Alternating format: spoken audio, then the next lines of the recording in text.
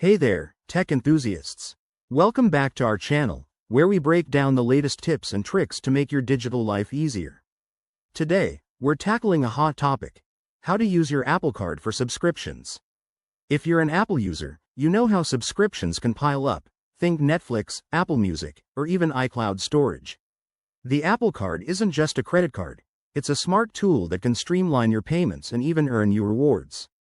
Let's dive right in. First off, what's the Apple Card?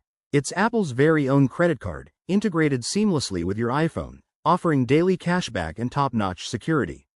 To get started with subscriptions, make sure you have your Apple Card set up in the Wallet app.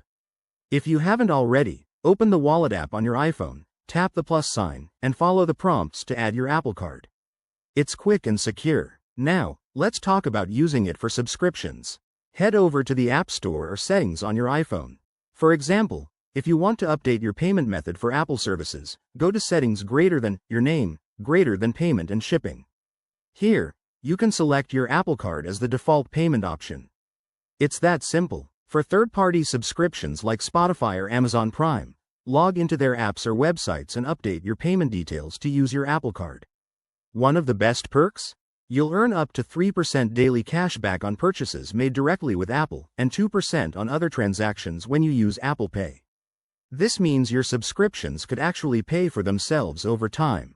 Plus, the Apple Card's privacy features, like not sharing your full card number, make it super safe. But wait, are there any gotchas? Always keep an eye on your statements through the Wallet app to track spending and avoid surprises.